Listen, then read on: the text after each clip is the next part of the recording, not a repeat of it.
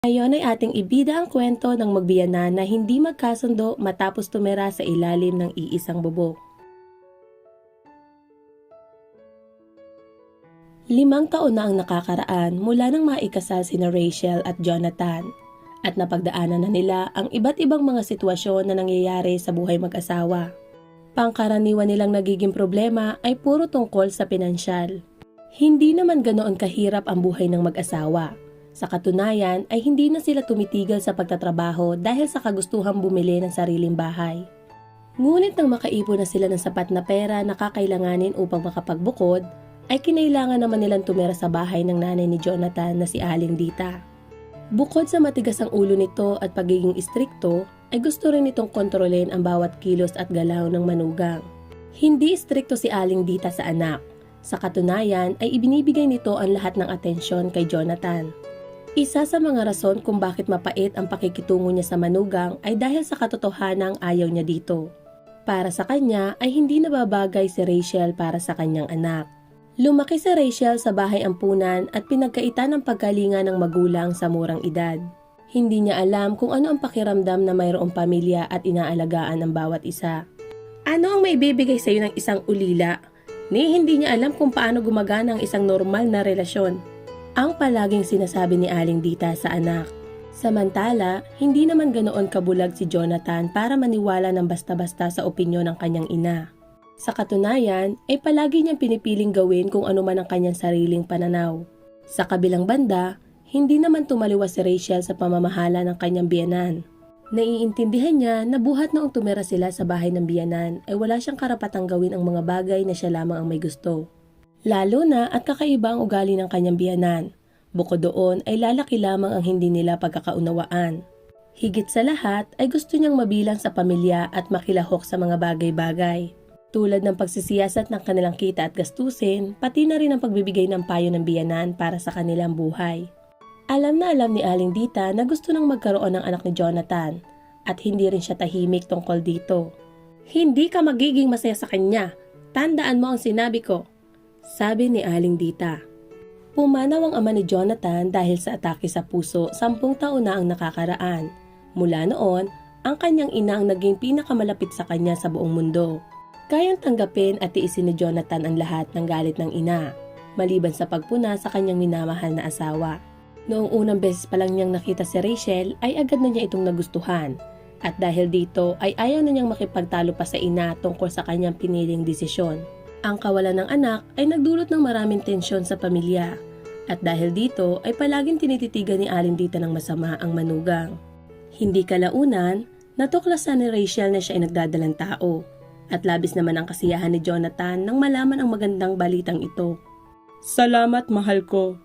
Bulong ni Jonathan sa mahal niyang asawa habang niyayakap ito. Dahil sa kasiyahan, hindi napansin ng mag-asawa ang itsura ni Aling Dita ng mga sandaling iyon. Sa loob-loob ni Aling Dita, pangarap niyang hiwalayan ang anak si Rachel at humanap ng panibagong makakasama sa buhay. Sa kanyang pananaw, tila walang magandang na idudulot ang manugang. Bagkus ay puro problema ang dala nito sa buhay ng kanyang anak. Kahit hindi naman iyon totoo. Alam ni Jonathan, higit pa kaysa sa sino man na ayon sa doktor ay lubos na malusog si Rachel at hindi magkakaroon ng problema tungkol sa pagbubuntis at panganganak sa malusog na sanggol. Hindi inaasahan ni Rachel na hindi naman pala ganoon kahirap ang magbuntis. Ang pagsusuka at pagiging mahiluhin tuwing umaga na madalas nararanasan ng mga babaeng buntis ay hindi ganoon kasama para sa kanya. Ang tanging lason lamang sa kanyang buhay ay ang walang katapusang mga bilin at utos ng kanyang biyanan na gustong kontrolin ang kanyang bawat hakbang. Tinitingnan din ito ang bawat pagkain na kanyang kakainin. Hindi ka dapat kumakain ng mga kamatis. Magkakaroon ng mga allergies ang bata. Sabi ni Aling Dita na para bang alam niya talaga ang kanyang pinagsasasabi. Noong una ay sinubukan na Rachel na sundin ang mga payo ng kanyang biyanan. Ngunit sumuko siya dito at sinimulang gawin ang mga payo ng doktor at ng kanyang sariling katawan. Bakit gusto mong ipakipagsapalaran yan? Hindi yan isang uri ng pagkakamali na pwede mong ayusin agad. Nakasimangot na sabi ni Aling Dita. Samantala, tinitiis naman ni Jonathan ang mga sagutan sa pagitan ng kanyang asawa at ina. Madalas ay mas pinipili niya na lamang itong baliwalain. Ngunit sa hindi inaasahan ay mayroong bagay na nangyari na nagpabago sa kanilang buhay. Isang masalimuot na umaga, dapat sana ay pupunta si Rachel sa kanyang buwanang check-up sa kanyang OBGYN. Samantala, kailangan naman ni Jonathan na tapusin ang kanyang report kaya kinailangan niyang umalis ng mas maaga. Napagpasyahan ni Rachel na pumunta na lamang mag-isa. Dahil gusto niyang makalanghap ng sariwang hangin ay tinanggihan niyang sumakay ng taxi. Dahil hindi naman ganoong kalayo ang lalakarin at isa pa ay masisiyahan siya sa paglalakad. Nang paalis na siya ng bahay ay narinig niyang galit na sumigaw ang kanyang biyanan. Ano sa akala mo ang ginagawa mo? Hindi ka man lang ba pwedeng makapag-antay kahit saglit? Ihahatid ka ni Jonathan mamayang tanghali pag uwi niya. O kaya naman ay sumakay ka ng taxi. Sa tingin ko ay hindi ka dapat maglakad-lakad sa syudad sa kalagayan mong yan. Hindi naman sumagot si Rachel sa kanyang biyanan at basta na lamang umalis ng bahay papuntang ospital. Lampas kalahating milya lamang ang layo ng ospital mula sa kanilang bahay. Kaya't ang paglalakad papunta doon ay hindi magdudulot ng anumang pinsala sa sanggol. Maganda ang panahon at naramdaman ni Rachel ang mainit na sinag ng araw sa kanyang mukha. Natila isang kamay ng isang ina na humahaplos sa kanya habang abala siya sa kanyang mga iniisip. Nang nakarating siya sa tawiran, hindi siya nagdalawang isip na tumawid sa kalsada upang makarating sa kabila. Sa hindi malamang dahilan, hindi gaanong tiningnan ni Rachel ang paligid. Wala siyang pag-iingat at basta na lamang umasa sa mga driver na titigil ito at hahayaan siyang tumawid. Ngunit sa kasamaang palad, isa sa mga sasakyan ay hindi agad nakapagpreno dahil sa bilis ng takbo nito. Ugong ng preno ng sasakyan at sigaw ng mga taong dumaraan ang umaalingaw-ngaw sa tainga ni Rachel. Sa kabutihang palad, hindi gaanong malakas ang pagkakabangga. Bagamat hindi ito nagdulot ng sobrang pinsala kay Rachel, ay sapat na ito upang siya ay mapatumba mula sa kanyang likuran. Nahilo siya at naramdaman ang matinding sakit sa ibaba ng kanyang tiyan at agad naman na may tumawag na ambulansya. Napinsala ang kalusugan ni Rachel at hindi na ito maibabalik pa. Natuklasan niya lamang ang tungkol sa kanyang kalagayan nang magkaroon na siya ng malay sa ICU. Pagmulat ng kanyang mga mata, ang unang tao na nakita niya ay ang nurse na naglalagay sa kanya ng swero. Anong nangyari? Bakit ako nasa ospital? Nanghihinang tanong ni Rachel. Ayos lang po kayo ma'am, kaunting galos at mga pasa lamang. Magiging maayos rin po kayo. Sabi ng nurse habang nakatitig sa mga mata ni Rachel. Bigla namang napagtanto ni Rachel na nakahiga siya sa kama ng ospital. Paano ang baby ko? Ayos lang ba ang baby ko? Nababalisang tanong ni Rachel. Tila hindi naging komportable ang nurse at sinubukang itago ang kanyang mga mata sa pamamagitan ng pagbabasa ng chart ng pasyente na para bang ito ang pinakamahalagang bagay sa mundo. Hindi ito pwedeng mangyari. Sabihin mo hindi ito totoo. Hindi. Hindi ako naniniwala. Halos magwala si Rachel sa nalaman, subalit ang mas masama pa doon ay nang dumating sina Jonathan at Aling Dita sa ospital. Kung si Jonathan ay ipinakita ang pagiging mapagmahal at maalagang asawa, ang kanya namang biyanan ay kumilos ng hindi kaaya-aya at sinumbatan siya ng kung ano-anong akusasyon. Kasalanan mo kung bakit nawala ang iyong anak. Hindi ba't sinabi ko sa iyo na huwag kang maglakad papunta sa pagpa-check up at hintayin mo si Jonathan para maihatid ka? O kaya naman ay sumakay ka ng taxi man lamang? Umagos ang luha ni Rachel sa kanyang mukha dahil hindi niya inaasahan na puro sumbat ang kanyang maririnig sa mga sandaling iyon. Ang katotohanan ay maaaring mangyari ang aksidente sa kahit sino at hindi iyon kasalanan at kagustuhan ni Rachel. Ngunit wala nang makapagbabago pa ng isip ng kanyang biyanan. Tila gustong subukan ni Aling Dita na sunugin ang kaluluwa ng kanyang manugang sa pamamagitan ng mga titig nito na nag-aakusa sa kanya ng lahat ng mortal nitong kasalanan. Hindi naman komportable si Jonathan sa kanyang nararamdaman dahil napapagitnaan siya ng dalawang nag-uumpugang bato. Sa isang banda ay lubos siyang nagdadalamhati para sa kanyang asawa at sa kabilang banda naman ay naiintindihan niya ang kanyang ina. Dahil gusto lamang nito na nasa mabuti siya at ang kanyang pamilya. Ngunit si Rachel pa rin ang pinakamatindi ang naranasan. Halos mabaliw si Rachel. Hindi dumaan ang isang minuto na hindi niya sinisisi ang kanyang sarili dahil sa pagpili niyang maglakad. Nag-guilty siya hanggang sa dumating ang punto na kinamumuhian niya ang kanyang sarili at kanyang buhay. Lalo na nang malaman niya ang pinakamasakit na bahagi. Sinabi ng doktor na dahil sa aksidente ay may posibilidad na hindi na siya magkakaroon pa ng anak. Bilang mapagmahal at matapat na asawa, araw-araw binibisita ni Jonathan si Rachel para dalhan ito ng bulaklak at mga prutas. Dahil hindi pa maayos ang kalagayan ni Rachel, ay nagpasya ang doktor na manatili muna ito sa ospital ng mga ilang araw pa. Samantala, nagdadalamhati naman si Aling Dita sa pagkawala ng kanyang apo at dahil dito ay mabilis na bumagsak ang kanyang kalusugan. Isang araw, pagka-uwi ni Jonathan sa kanilang bahay ay natagpuan niya ang kanyang ina na nakahiga sa sahig ng kanilang sala. Sumasakit ang dibdib nito at naghahabol ng hininga. "Anong nangyari?" tanong ni Jonathan. Napagtanto niya na hindi na dapat pang sayangin ang oras at agad siyang tumawag ng ambulansya. Sa kabutihang palad, dahil sa mabilis na aksyon ng kanyang anak ay nabuhay si Aling Dita. At sa panahong iyon ay may 2 pasyenteng dapat bisitahin si Jonathan sa parehong ospital. Noon ay dumadaing ng pananakip ng dibdib si Aling Dita at matapos nga ang mga nangyari nitong mga nagdaang araw ay lalong lumubha ang kanyang nararamdaman. Ayon sa cardiologist, kailangang iwasan ng ina na ma-stress at mabahala. Dagdag pa nito na dapat kumuha ng mag-aalaga para dito. Nagkataon naman na 1 linggo nang nakauwi si Rachel ng bahay bago pa pinayagan ng doktor na umuwi si Aling Dita. Walang salita na pwedeng ilarawan kung gaano kasama ang kanilang unang pagkikita nang dumating si Aling Dita sa bahay at hindi rin ito naging maganda sa paglipas ng panahon. Sa bawat araw na nagdaan sa buhay ni Rachel ay puno ng sakit at mga paratang. Mula noon ay hindi na nagkaayos ang dalawa, ngunit ang sitwasyon ay lumala pa dahil hindi na kayang alagaan ni Aling Dita ang kanyang sarili at kinakailangan na ng tulong ni Rachel at Jonathan sa lahat ng bagay. Habang iginugugol ni Jonathan ang kanyang oras sa pagtatrabaho, ang kanya namang asawa ay nananatili sa bahay upang alagaan ang biyenan. Hindi maiwasang maramdaman ni Rachel ang pagka-guilty dahil sa pagkawala ng kanyang anak at pagdulot ng atake sa puso ni Aling Dita. Bukod doon, hindi nagdaan ng 1 araw na hindi ipinaalala ng kanyang biyenan ang pagkakamali na kanyang nagawa. "Kung nakinig ka lamang sa sinabi ko, hindi sana mangyayari ang lahat ng ito." Paulit-ulit na sinasabi ni Aling Dita sa manugang. Sa simula ay nanatiling tahimik si Rachel.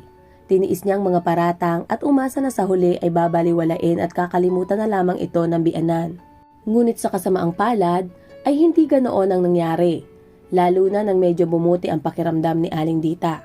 Nang sa wakas ay nakabalik na ulit sa pagtatrabaho si Rachel, hindi na niya kailangan pang gugulin ang buong araw na kasama ang kanyang biyenan.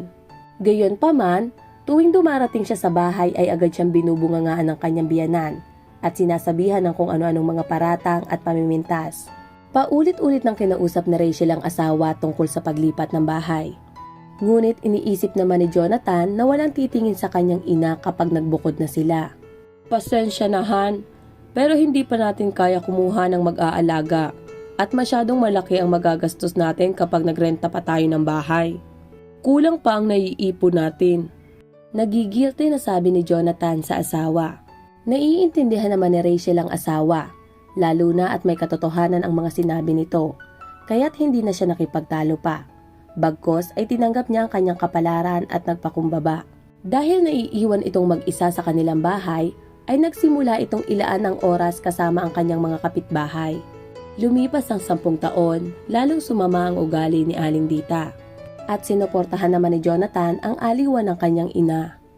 Si Aling Dita ay isang tsismosa na alaman lahat ng bagay tungkol sa kahit sino at sinasabi niya rin ito sa mga kapwa niya tsismosa.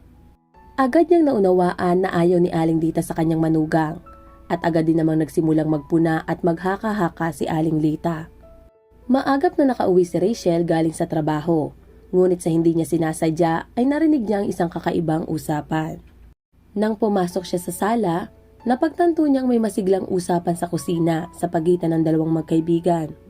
Sabi ni Aling Lita, "Alam mo bang sinusundo ni Jonathan si Amanda sa sakayan ng bus tuwing papasok siya ng trabaho?" Ano naman, talagang maganda si Amanda, hindi katulad ng manugang ko. Pero ano namang kinalaman nito?" Sagot ni Aling Dita. Sa mga sandaling iyon ay namutla at nanginig si Rachel sa mga narinig.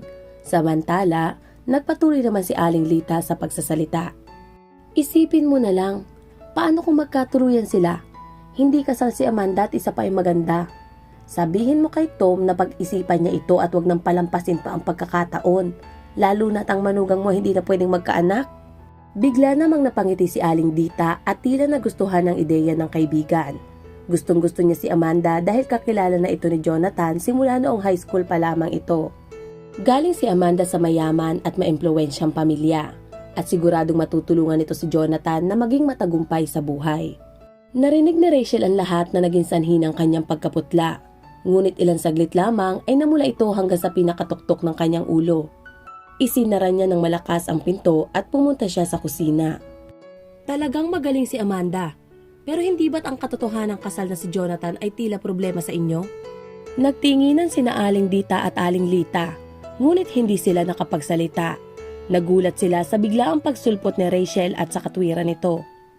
Tila sinadya ni Aling Lita na hindi banggitin na bukod kay Amanda, sinundo rin ni Jonathan ang iba pa nitong mga kaibigan sa tigilan ng bus at walang namamagitan kina Amanda at Jonathan. Alam ni Rachel ang lahat, ngunit tila lubos siyang nasasaktan sa mga sinabi ng kanyang biyanan.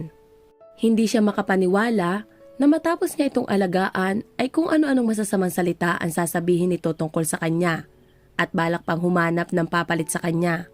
Matapos ang hindi malilimutang usapan na iyon, palaging sinisikap ni Aling Lita na umalis sa bahay ng kaibigan bago dumating ang manugang nito galing sa trabaho. Sa kasamaang palad, hindi pa iyon ang lahat ng mga problema ang kahaharapin ni Rachel. May ilang tao na nakakaalam na naniniwala si Aling Lita sa mga bagay na supernatural at madalas na pumupunta sa isang psychic. Iminungkahi ni Aling Lita sa kaibigan na si Aling Dita na pumunta ito sa isang psychic na nagngangalang Reynald. Pumunta ka at tingnan mo mismo. Mauunawaan mo ang lahat kapag nakipag-usap ka sa kanya. Sasabihin niya sa iyo kung ano ang pinakamabuti para sa iyong anak, kung mananatili ba siya kay Rachel o magsimula ng panibagong buhay kasama si Amanda. Bulong ni Aling Lita sa kaibigan. Noong una, nagdududa si Aling Lita sa ideya ng kaibigan, ngunit sa paglipas ng mga araw ay napagbago ni Aling Lita ang kanyang isipan at pumayag rin siya na makipagkita sa isang psychic. Noong araw na iyon, pumunta si Reynald sa bahay ni Aling Dita para gawin ang unang konsultasyon. Si Reynald ay isang matangkad na lalaki at may mapanlinlang na tingin. Alam niya kung paano pigilan ang kanyang kliyente at marunong din itong mag-hypnosis. At isa sa pinaka-nakakainteresadong bagay ay ang napakataas na halaga na kanyang sinisingil sa kanyang mga serbisyo, na naging dahilan upang makapamuhay ito ng marangyang buhay. Sapagkat walang muang si Aling Dita, nagsimula ng isakatuparan ni Reynald ang kanyang plano sa pamamagitan ng pagmamanipula sa isipan ng matanda. Dahil sa kasamaan, pinaniwala nitong gustong patayin si Aling Dita ng manugang. Dagdag pa nito na upang maiwasan itong mangyari ay kinakailangan nitong magdaos ng isang ritual upang linisin ang bahay. At dahil malaking halaga ang kailangan, kumuha si Aling Dita ng pera sa kanyang bank account na walang kamalay-malay. Samantala, lalo pang mas pinalayo ng conman ang kanyang mga prediksyon at payo. Pinapakontra nito ang matanda sa sarili nitong anak kung saan ay mahal na mahal ito ng buong puso. Gayunpaman, hindi yun naging mahirap gawin para sa isang magaling na conman. Isang araw, aksidenteng nasaksihan ni Rachel ang ritual na inimbento ni Reynald. At nang makita nito si Rachel, ay agad niya itong tinuro at sinabing ito ang rason sa likod ng lahat ng mga problema. Kahit sa katunayan ay hindi naman iyon totoo. Dahil magaling itong bumasa ng itsura ng mga kliyente, ay sinubukan niyang sabihin sa matanda ang gusto nitong marinig. Sinubukan din sabihin ni Rachel sa biyanan na niloloko lamang siya ng lalaki, ngunit ayaw siya nitong pakinggan. Ang lalaki ay parang linta na unti-unting sinisipsip ang dugo ng kanyang biktima. Ngunit imbis na dugo ay pera sa bangko ni Aling Dita ang gusto niyang kunin. Dahil sa nangyari, sinabi ni Rachel ang lahat sa asawa at ang tungkol sa psychic. Hindi naniniwala si Jonathan sa mga magic at kung ano-ano pang kalokohan. Dahil sa balitang narinig mula sa asawa, ay umalis siya sa trabaho ng mas maagap upang makauwi agad ng bahay. Pagdating niya ay nasaksihan niya ang isa na namang ritual na ginawa ng conman. Lumayas ka ngayon din o tatawag ako ng pulis. Ngunit hindi ganoon kadaling paalisin si Reynald, lalo na at nalalasap niya ang malaking halaga. Nang hinawakan ni Jonathan si Reynald upang hilahin palabas ng bahay ay nakaramdam siya ng matulis na bagay na nakatusok sa ibaba ng kanyang tiyan. Tiningnan ito ni Jonathan at nakita ang isang kutsilyo na hawak ni Reynald at agad itinago sa manggas na suot nito. Sa kabutihang palad, naging alerto si Rachel at agad na tumawag ng pulis. Hindi nagtagal at ikinulong si Reynald upang imbestigahan. Lumabas na marami na ang nabiktima nito na kung saan ay mga nagbayad ng malalaking halaga para sa mga serbisyo nito. Hindi naman gaano kalaki ang natamong pinsala ni Jonathan at nakalabas din siya ng ospital matapos ang 1 linggo. At ang tanging nagpapaalala sa kanya tungkol sa kakilakilabot na nangyari ay ang peklat sa ibaba ng kanyang tiyan. Pagka-uwi niya sa bahay, ang unang ginawa ni Aling Dita ay ang humingi ng tawad.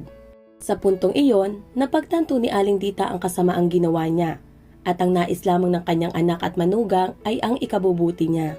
Makalipas ang 1 buwan matapos arestuhin si Reynald, natuklasan ni Rachel na siya ay nagdadalang tao. At ayon sa ultrasound ay kambal ang kanyang dinadala sa kanyang sinapupunan. Sa pagkakataong ito ay walang naging problema si Rachel sa kanyang pagbubuntis. Makaraan nga ang 9 na buwan ay nanganak si Rachel ng 2 malusog na sanggol. At si Aling Dita ay lubos ang kasiyahan dahil sa nagagawa pa niyang alagaan ang kanyang mga apo buong araw.